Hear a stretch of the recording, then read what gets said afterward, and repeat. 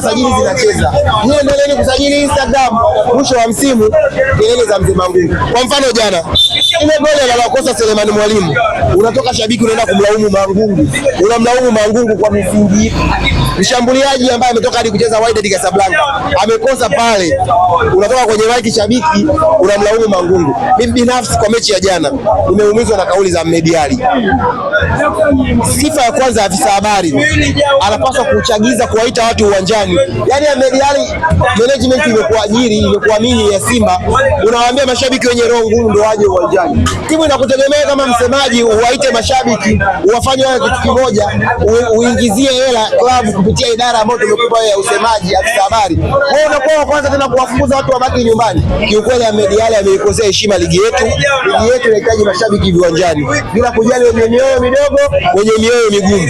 Nyie kama waandishi wa habari, mwambieni Ahmed Ally ameukosea mpira heshima.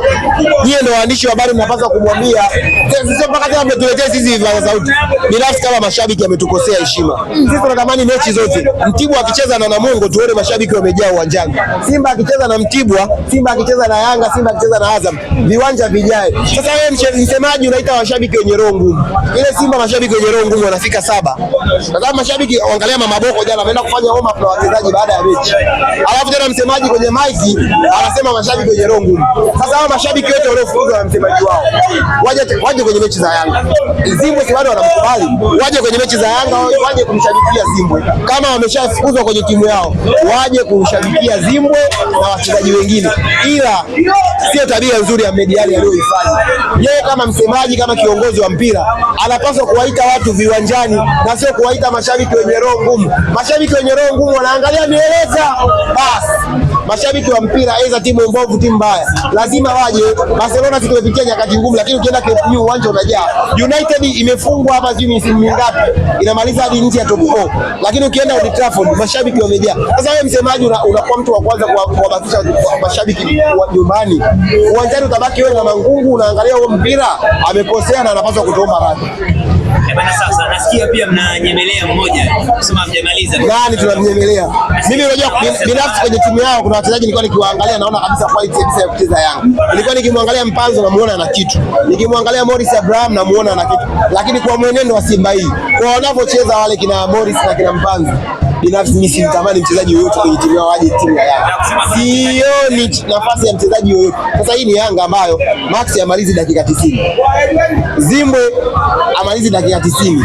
Boka amalizi dakika 90. Mudathiri amalizi dakika 90. Pacome Zouzoua ambaye wote mnaamini hapa ndo mchezaji bora wa Yanga, amalizi dakika 90, anabidi atoke aingie mchezaji mwingine mwenye kipaji kingine kikubwa. Wale wachezaji wa Simba, yani nimehuzunika sana. Mchezaji mpira huko dakika ya 12 unafunga goli zidi ya Mashujaa, zidi ya nini jana wacheza na Mtibwa. Yani dakika ya 12 mchezaji wa kimataifa star kwenye timu unawafungwa Mtibwa Sugar ya Manungu Turiani, unaenda kushangilia. Tena jana nishangilia kama Lumumba wa kuchovya. Mchezaji mkubwa ana sifa hizo. Pacome amefunga goli la 3 ambalo kimahesabu Mashujaa wasingeweza kufanya comeback. Ameenda kushangilia kidogo, amerudi kujipanga. Yanga hii mchezaji unashangilia zidi ya Mashujaa iliyotoka na basi Gomez Kigoma imekuja kucheza hapa, tutakupiga.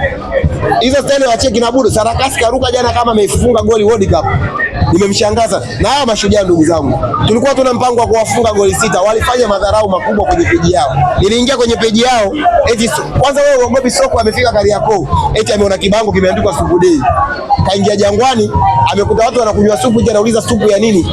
Anamwambia hali supu ya chura. Sasa tumewapa chura na wao wakachemshe wanywe supu. Chura hawa 6 wakachemshe na wao wanywe supu kama ni rahisi. Shukrani sana.